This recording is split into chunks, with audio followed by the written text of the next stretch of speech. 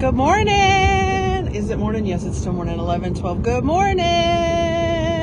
I realized yesterday that I hadn't gone live this week, and I know I said I was going to go live on Mondays and Wednesdays, and I did not go live this week. So I'm going to do my best. I'm driving. I'm going to do my best not to look at the camera. Union City, are we getting a Dollar General by the National Guard? I'm pretty sure that looks like a Dollar General. Are we getting another Dollar General? Are you kidding me? Okay, so I really don't have any just amazing content today. Just come with me. I'm going to tell you what I'm doing because I am so excited. First of all, it is Reelfoot Lakes Arts and Crafts this weekend. And I was like, oh my gosh, I'm off on Friday. I can go on a Friday when it's possibly less crowded. Yeah, I'm for that. And then I remembered, you're never going to believe what I'm doing. You're never going to believe what I'm doing. And if you're a teacher, you're going to be like, shut the front door. If you're not, I don't know if you know who this person is. I'm headed to my alma mater, the University of Tennessee at Martin, to hear Ruby Bridges. Ruby Bridges. Do you know who that is? If you don't know who that is, I'm going to need you to hop on the Googles and check out Ruby Bridges. She is a civil rights leader. She is known for, at the age of 6 in 1960, she is known for being escorted by federal marshals, police officers, whoever, like all these people, into a formerly all-white school in Louisiana. She and her mother were escorted as the first black child to integrate that school. I teach about her, or have taught about her every year for 20 years, and I'm about to see her and hear her speak. I'm really excited. I saw this posted on Facebook several weeks ago, probably a couple months ago, and I forgot to put it in my calendar, and I thought I missed it a couple weeks ago. I was like, oh, I missed Ruby Bridges. I gotta hold my phone because I'm about to go over some bumps. I thought, oh no, I missed Ruby Bridges coming to UT Martin. Yes, Bailey. Yes. I'm so excited. Yeah, she was only 6 in 1960, so 54, she's 70. She's 70, maybe 69. She was born in 54.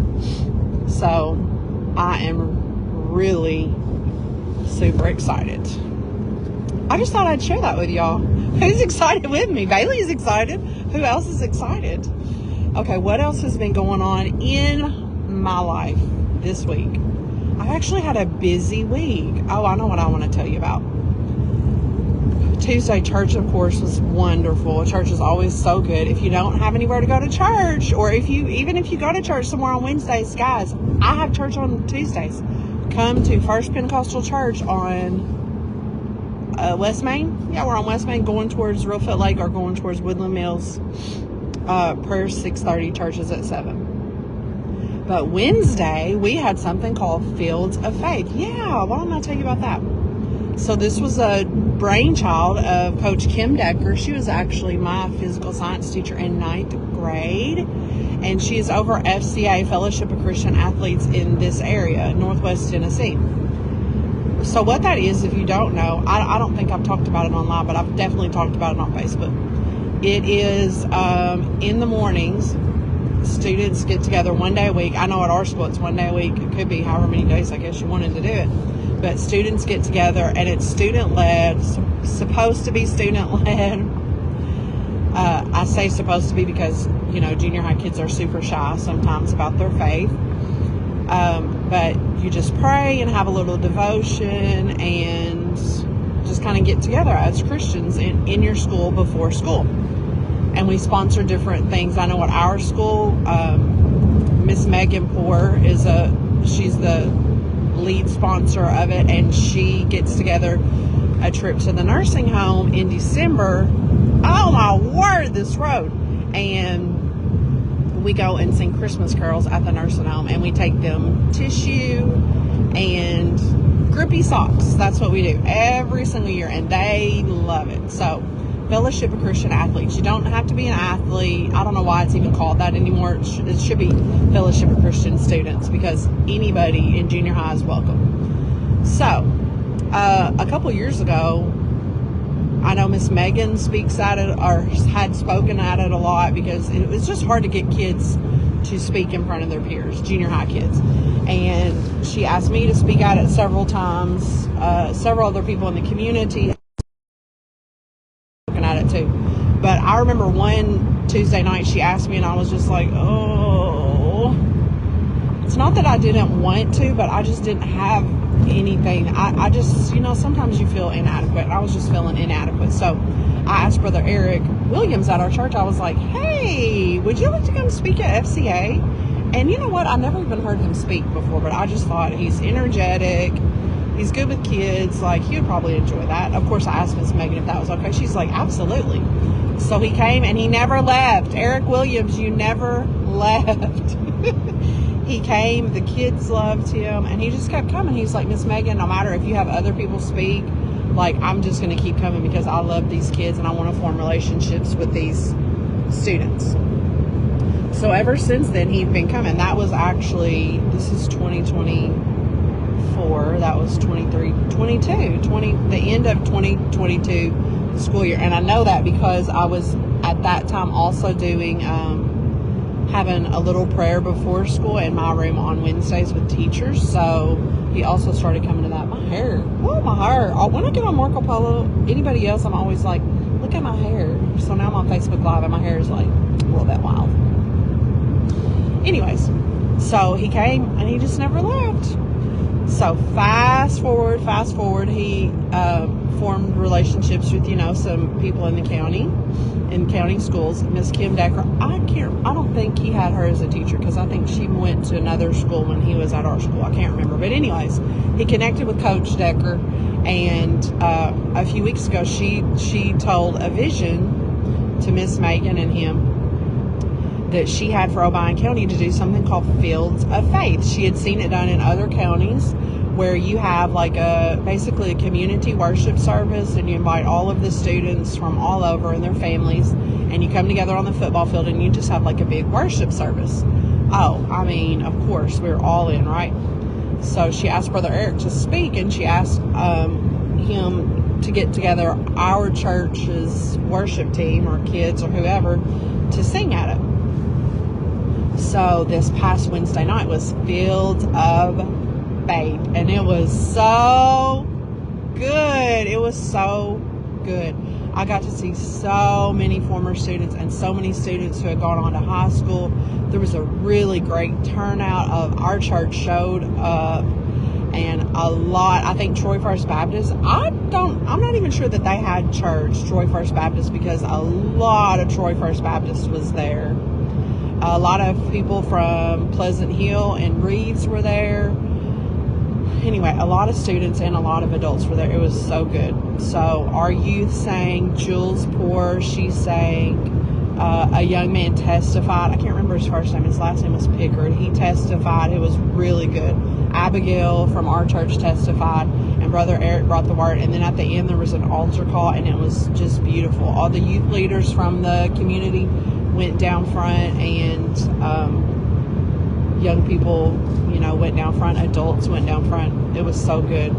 And I hope there's more in the future. I'm really excited. I really hope there's more in the future. And you know what? I'm just going to put this out there. Miss Kim, if you're listening, you know what I think we should do next time? Have a joint choir. I think there's so many kids in our schools who love to sing and worship God.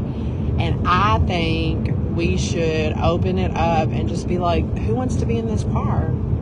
And come together and practice like a few times. I just think, one, that would build relationships and community, and just give others an opportunity also to participate. I remember like back in probably 2005 or 6, we did that at my previous church. We got together with a couple other churches in the community, and we formed a choir, and we had the best time. Choir practice was so much fun. We got to meet other people, and then also then we got to worship together. It was just a lot of fun.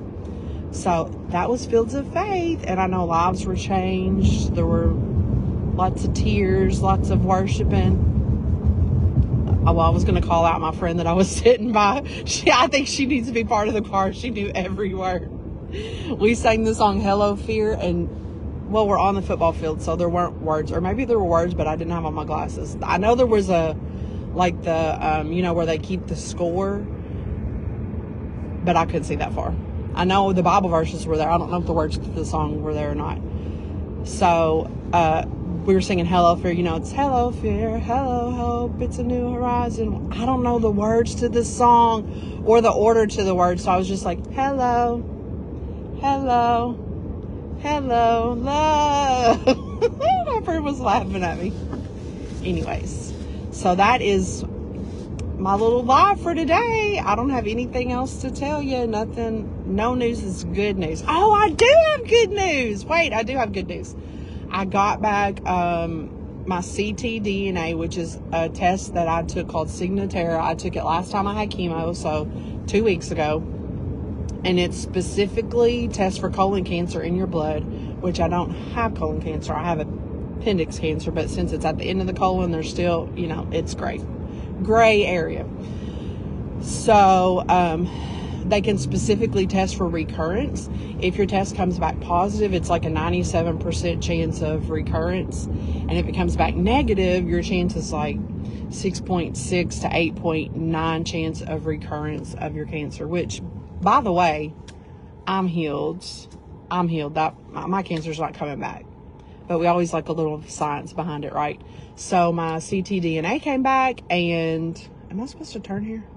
I have not been to UT Martin in so long. Kathleen and Tom Elam building. I don't think so. My test came back negative. Woo! And I love when my doctor texts me. She puts a message in my Vanderbilt. She's like, great news. Your ctDNA was negative. Thank you, Jesus. So not only is there no cancer on the CTs that I've had, the last 3 CTs that I've had. No, 2. There's no cancer in my blood, no cancer anywhere in my body. And I'm so grateful. I'm so thankful. So that's my bit for today. Keep me in your prayers. I do have chemo next week. I've got 2 more of the oxaliplatin, the ones that cause so many nasty side effects. And then I've got 5 more of the others. So 2 more of that. And then 5 total, but 3 more after that of just the pump. So, it's homecoming weekend? What? I've never been to UT Martin homecoming. Ain't gonna start now. Okay, y'all have a great day. Be blessed. How do I end this live? Finish.